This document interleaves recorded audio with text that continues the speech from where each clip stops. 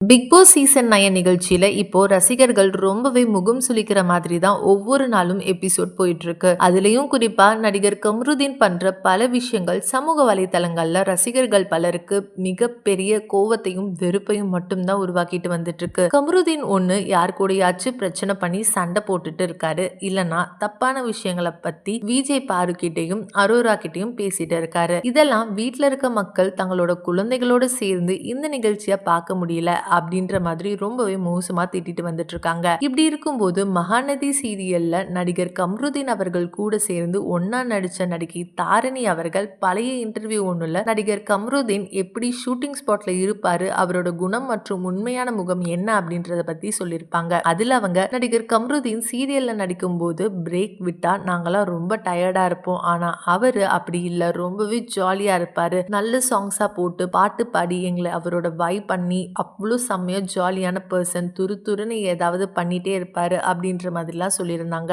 ஆனா இப்போ அவங்க சொன்னதுக்கு நடிகர் கம்ருதீன் பண்ற விஷயங்களுக்கும் துளி கூட சம்மந்தமே இல்லாத மாதிரி தான் இருக்கு. இதனால பல ரசிகர்கள் ரொம்பவே கோவமா அந்த இன்டர்வியூல நிறைய நெகட்டிவான கமெண்ட்ஸை பண்ணிட்டு வராங்க. அது மட்டும் இல்லாம இதை பார்த்துட்டு பல பேர் நடிகை தாரணி சொன்னதுதான் நடிகர் கம்ருதீனோட உண்மையான முகமா, இல்ல அவரு பிக் பாஸ் வீட்டுக்குள்ள நடந்துக்கிற விதம் தான் உண்மையான முகமா அப்படின்னு பல கேள்விகளையும் கேட்டுட்டு வராங்க. ஆனா அது எப்படியோ சீரியல் மூலமா வந்த நல்ல பேரு நடிகர் கம்ருதீன் அவர்கள் பிக் பாஸ் வீட்டுக்குள்ள போய் கெடுத்துக்கிட்டாரு அப்படின்னு தான் சொல்லணும். ஸோ இந்த வீடியோ பார்த்துட்டு இருக்க நீங்க நடிகை தாரணி சொல்லியிருக்க இந்த விஷயத்த பத்தியும் நடிகர் கம்ருதீன் பிக் பாஸ் வீட்டுக்குள்ள பண்ற விஷயங்கள் பத்தியும் நீங்க என்ன நினைக்கிறீங்க அப்படின்னு உங்களுடைய கருத்துக்களை கீழே உள்ள கமெண்ட் செக்ஷன்ல ஷேர் பண்ணுங்க. மேலும் இது போன்ற பல முக்கியமான செய்திகளை தெரிஞ்சுக்க நம்ம சேனலை மறக்காம சப்ஸ்கிரைப் பண்ணிக்கோங்க.